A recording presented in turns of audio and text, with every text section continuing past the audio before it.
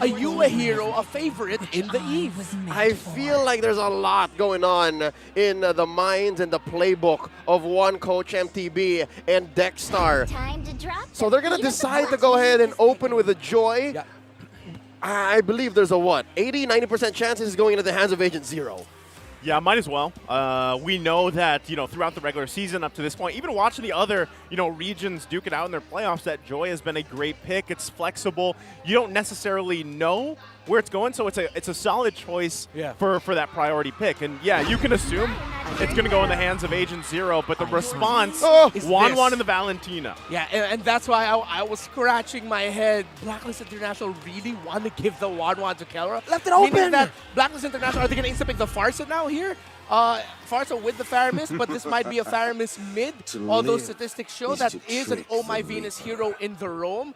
I'm looking like this might just be a Farsa, but I feel like Omega know that this is going to be coming, and that's one of the reasons why this is how their draft looks for them. It is a Farsa, an Akai. It's available here for picking if they want to get it for Ryzen now. If not an Akai, it might even be a Tank-Salot. Ryzen has had an interesting Season 11. As a long-time Ryzen fan, I'd say Season 11 is one of the toughest for the young Dean Tsumagi. So him getting a good pick here might be very, very instrumental, might be significant. I'm with you. I think put a utility jungler on the young man. Yeah, might as well. And there he's hovering it over it already. And this is, again, there it is. The bad news for Blacklist not having the Diggy available in any draft, it's because they can ban the Fredrin and then take the Akai. There are three heroes we think about that really strongly contest each other in the jungle in terms of utility jungling. Fredrin, Akai, and Tank-Salot. But there is a sleeper pick that some teams tend to forget, and a pick that Wise has already picked up, the Jungle Grok. Cool.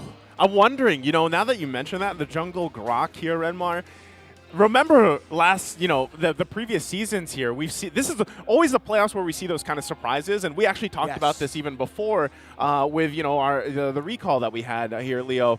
Are there going to be the surprise picks? I would say that, yeah, in the hands of Wise, it's possible, just like we saw last season where that Guinevere popped up, And he also made Fredrin a thing. Yes. Who'd have thought that for the next, 6 to 9 months, it wouldn't be a pocket pick. It would be the pick in the jungle.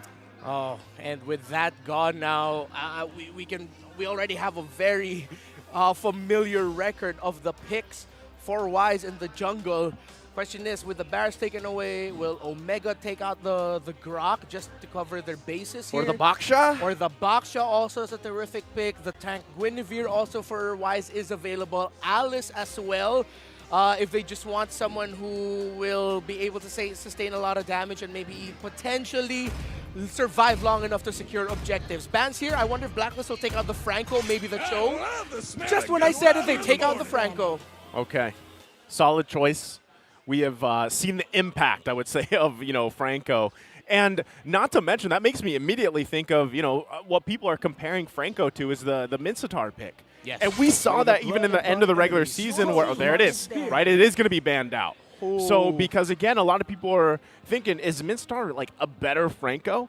Is it the fact that he can actually pull multiple people with the Spear of Glory and deny dashes and deny dashes like that? The one thing that the Mincetar has that Franco don't, what do you got? is the potential to play in the jungle. Boom. I think that's what Coach Etomax and Coach Why Not are playing on.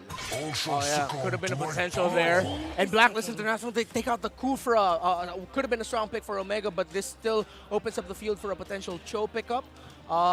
For Miko, it is a comfort for him. And yeah, if we're talking about a Miko comfort, it seems like that is the pick he might be going for. They could pick the Roam and then just potentially wait. No. What if they actually flex this Akai into the Roam and then pick up a Hayabusa jungle? I was going to say, it's still possible. There's an XP laner here, so it's still a toss-up between the roamer and the jungler. This Hayabusa jungle shift for Omega looks really good here. And it would be very surprising because you're going into this thinking that this is an Akai going to the jungle. Oh, Blacklist International, their jungle pick. Maybe this is a jungle joy. We don't know. Most of the time it goes into the hands of Edward. And what will their gold laner be? There's a Lancelot. It's a Tank-Salot for Wise. Wow. A Claude for Owl. You can hear the crowd. Oh, the King's got new garb. The King is rocking. An assassin in the jungle, albeit built like a tank. Yep. We're going to be seeing Wise with the Lancelot. I don't even recall if I've seen that during my time casting for MPL Philippines. But this is the time, Omega. Pick the Hayabusa now. Bring Get it. that duel out. Maybe even a Link, but a Hayabusa would be beautiful against a Farsa. Anime fight. Anime fight. Anime Give us the fight. anime fight. Give us the anime fight we want to. Those are the options. If it's not that, there's going to be a jungle Akai and then a tank Cho. But come on. Just give us the... It's game one. Come it's on. Game one. Come it's on. the playoffs. This feels like a fever dream. Like Right? seeing Lancelot on Wise, Yeah. but it's a treat. Oh, we're going to find out here. All Oh. right. It's Oh. an Angela. What? JB pick. We saw this What? in, Let's go. was it MPL-MY that pulled Angela out? I can't 100% remember, but I know Angela was played in a previous region. You know where else an Angela was played? Where? By Omega to much success. Down the hall. Down the hall. About a year ago. In the hands of Chaknu, the Angela was doing business. Yeah. They're running it back. They're running it back. The greatest hits with some new songs here.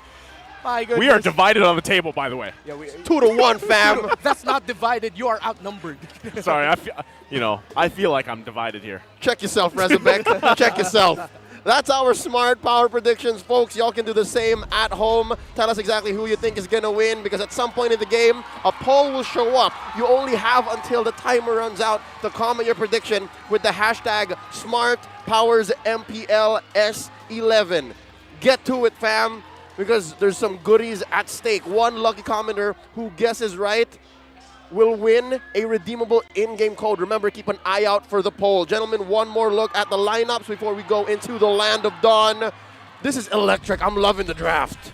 It's incredibly exciting here. Imagine if in the first time in a long time, as we enter the first game of our MPL Philippines Season 11 playoffs, Wise will pop off here. What if we see that it adds to his growing legacy? Wow, Miko's in trouble! Edward already securing the first blood here. Not sure if he was expecting that at all. In too deep.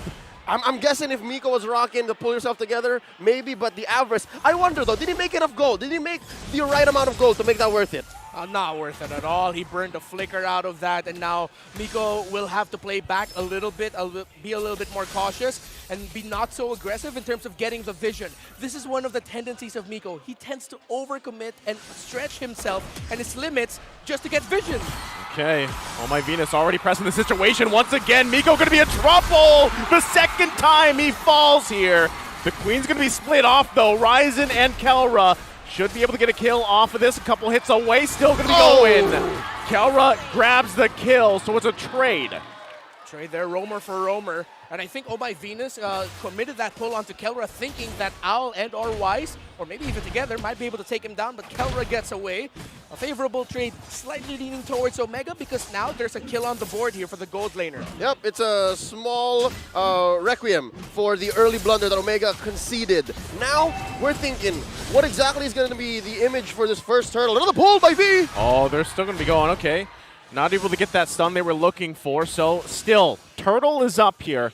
Still, I would say, could be anyone's Turtle for this one. That's why they're gonna go ahead, take dominance of the area. Edward gonna jump in, gonna force them back with the ultimate there, secured by Ryzen. And it looks like Blacklist International just wants to call the retreat. They gave up the objective, couldn't get it. And that was on point for Ryzen. He won that first retry duel of the game there, and that'll give Omega a bit of legs to invade the jungle here. Okay, Feathered Airstrike gonna find the target. Stone's the one to fall. Ryzen gets out barely. Still, you know, you got a question here. What is this game plan for Omega? How do they transition? Even though they got that objective, how do they transition from that? I'm guessing the transition is not going to come in very quickly. When you're playing an Angela roam, the clutch usually comes in when you have these long-term plans. When you're playing in the mid-game and then you catch a Hearthguard that the opponent wasn't expecting. I think that's what Omega's Miko was thinking about in that last engagement, but this is not the time, not here, not 3 minutes in. And not just yet, and especially with Farsa, Yue flying around. Great positioning as always, and great sense to land the feathered airstrikes onto the key members of Omega. Yeah. So far, we're seeing just the right amount of pressure. Feathered airstrike from Yue.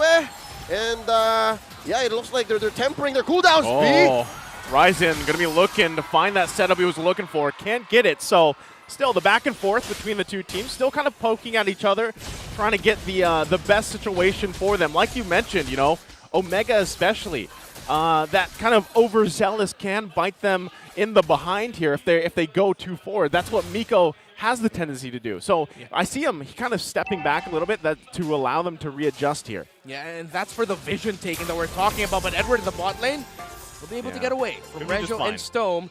I have to say, I like this pace that Omega are playing at, because if you play too cautiously against Blacklist and just allow Blacklist and both teams to just farm up, they will outmaneuver you and outplay you in the objective takes. Omega are being brave about this, a little bit too messy sometimes with the decision making, but this is the right call. If they can clean it up, this is good news for Omega. I think that's one thing that Omega are lacking that they're used to having, the battlefield mobility. They're playing with an Angela. So when they commit, they have to make sure that it's something that they can re-engage from or at least win immediately. So it's somewhat of an alpha strike. 70% in, and then you have to think about the 30 of the way out. Now, it looks like they're going to let go of this turtle, thinking exactly.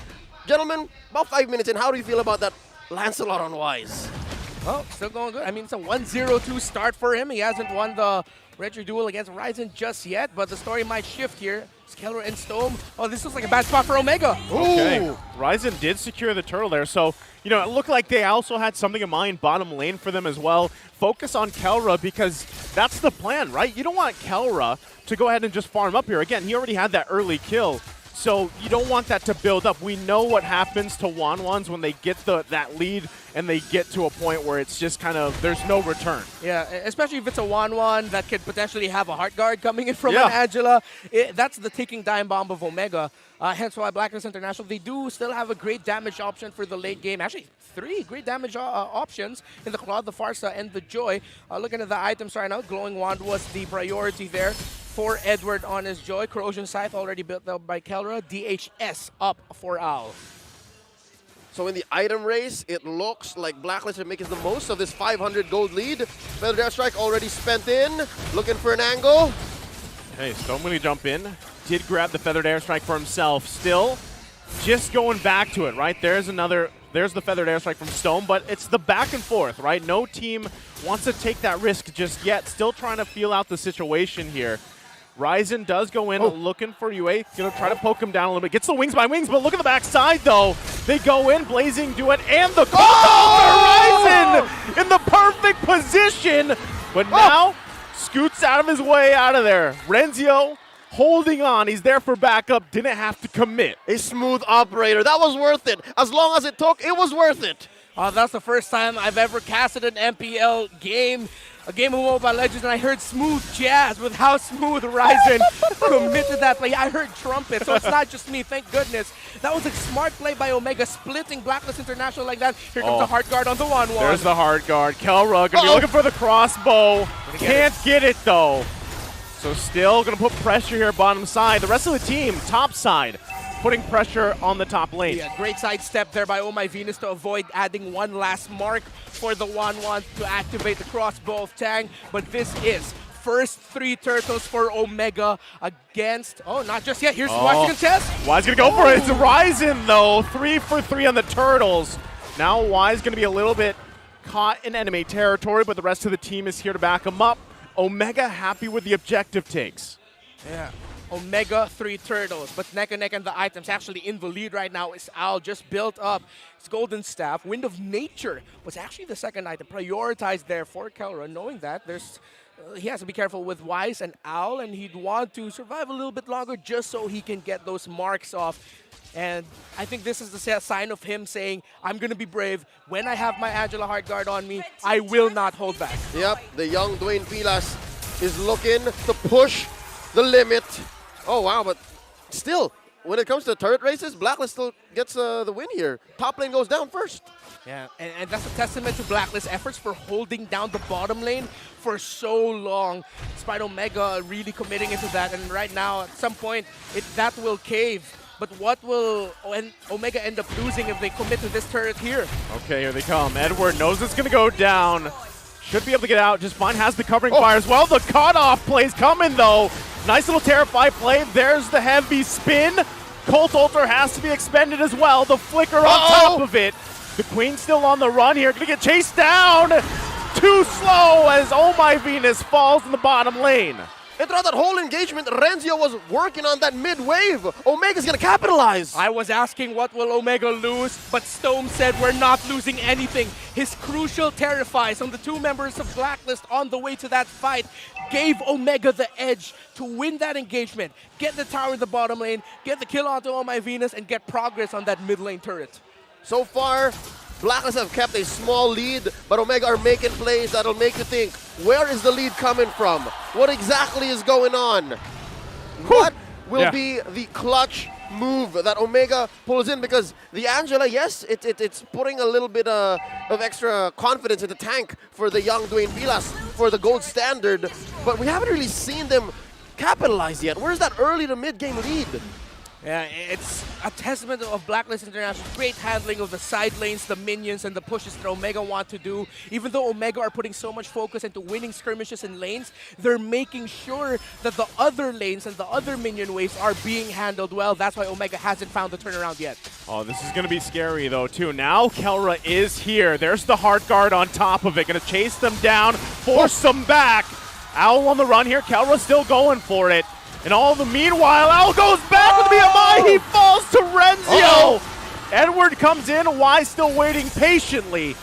Lord going to be worked on here. Wise half health. Trying to heal back up. Stone going to fall, though. Takes too many hits. They're still giving it a go. Lord going to go down. And it's Wise. Grabs the Lord. And they still put the pressure on Edward.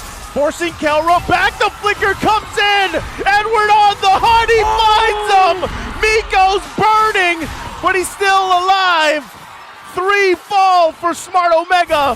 Make it 4 as they find another with Yue. Looking for the turning point. Blacklist was about to serve it up. Now they're 2K ahead with the Lord marching up top. Looking at the instant replay, it looked like it was doomed for Blacklist, but Blacklist turned it around to put themselves in this position, and who is it? It's Agent Zero pushing forward alongside the rest of Blacklist International, alongside Wise on this tank slot, and of course the ever-dependable Yue on that Farsa, getting that kill onto Renjo's Lapu-Lapu. Yeah, Kelra built Wind of Nature early, but that's not going to do nothing to Edward's Joy.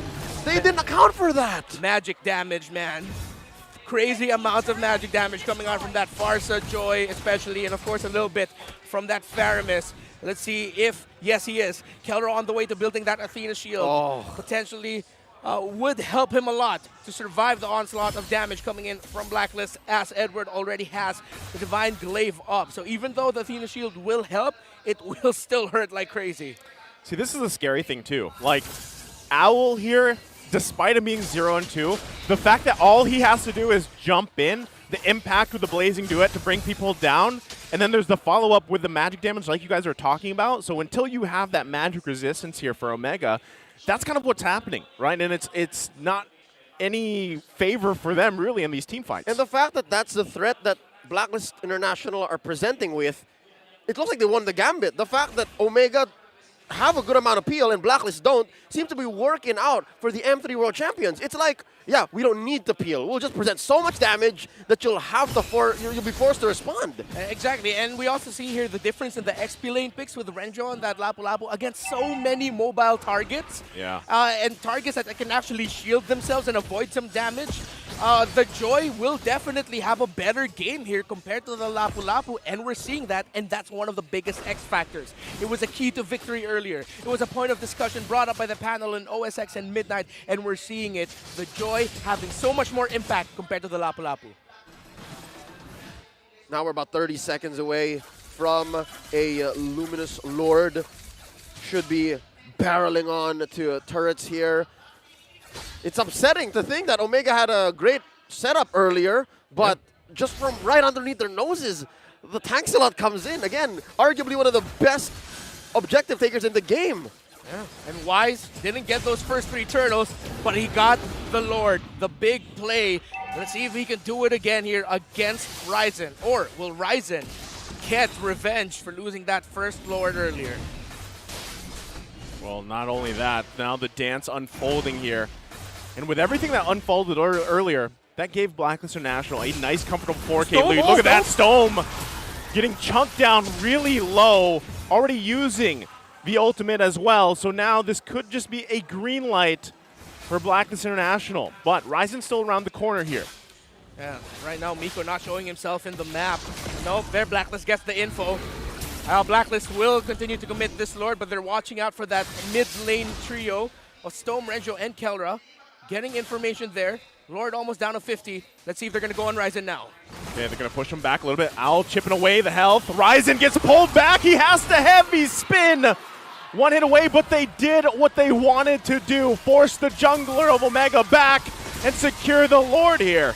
Still going to be fighting for it. Renzio there too. There's the hard guard. Wise able to secure the Lord. Omega has to defend. No dice. The early to mid ramp that Blacklist have set up for themselves is allowing them to just force Omega to respond. Again, that seems to be the story. Omega are playing out of their tempo. Yeah. And Blacklist know it. The confidence that they're playing and the principled, fundamental, technical Blacklist that we've known for so long is very evident right now. And Omega, after getting wiped out earlier, close to getting wiped out, they're obviously shaken. They can't find their groove. They can't find their positioning. Stome is having to check shrubs because Miko on an Angela can't in those scenarios. I believe the term is they got gassed. They got gassed, exactly. They're gassed right now, and it's only the first game. Well, they're going to have to defend this one. Edward doing what he does best, causing havoc in the backside. Feathered airstrike followed up with the Lord charge. Omega looks very bleak to hold on to this inhibitor turret. Meanwhile, in the mid lane, a pressure there as well. Trying to hold on. Finally, the Lord is going to get taken down here. Renzio in that front line. They lose two. Ryzen there, still trying to hold on to this last one, but two inhibitor turrets down. Blacklist International as critical as ever in this game. An immaculate sinking of the waves from Blacklist International.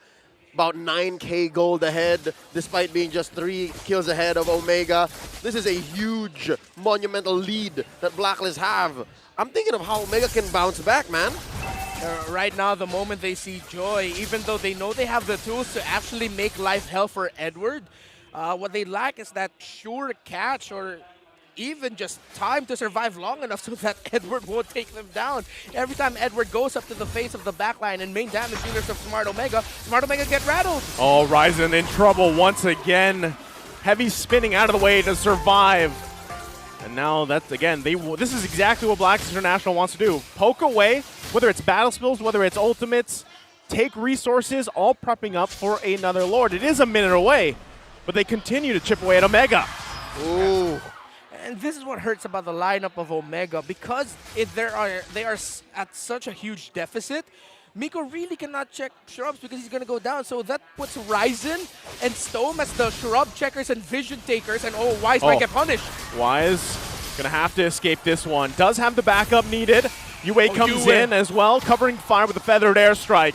Meanwhile, on the bottom side, Owl pressing the situation. Able to get the last inhibitor turret bottom lane. Owl just playing Demolition Man.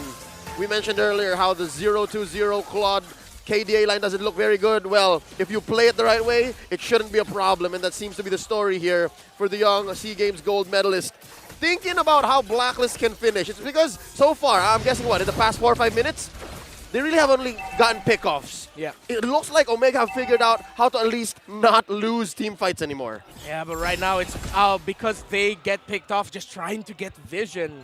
Will they be even be able to get close enough to this very crucial Lord, because another Lord push coming in from Blacklist as Edward. Look at Edward going after Stome. Oh. Yeah, Edward was going for Stome.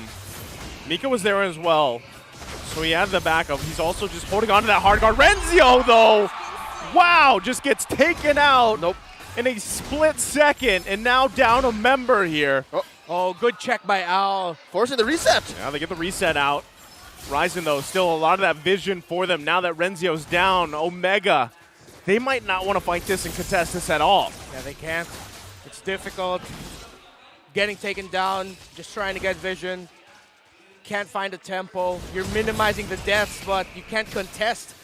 And this is a very crucial target. It's an evolved Lord, but Blacklist are taking their time. Ryzen! Oh! Owl once again going to whittle down Ryzen, but this time he can't escape. So this is clearly the sign for Blacklist International to take their next Lord and get ready for the march in to possibly end this game number 1. Blacklist are playing for the here and now. That's a great play. free pickoff, free Lord, yes. But it looks like Omega, if I'm reading the situation correctly, might be playing for the long game. Yeah. I think after this Lord, if they somehow survive this, they might find a way in. If they somehow survive this, it'll come off of the back of a 3-2 or even 3-1 trade. Maybe even 4, but that's difficult. It's going to be tough. They have to be lucky. That's Yeah. how Yeah. dire it is right now for Omega. You need a clutch crossbow of Tang. Yeah, one big crossbow of Tang Yeah. will shake things And that's a up. Malefic Roar, so... Okay. But it's a testament to Blacklist International and their abilities. They've avoided a massive crossbow of Tang the entire game. Yeah. It's been 19 minutes that we haven't seen a big crossbow of Tang coming out from 1-1 from Kelros 1-1.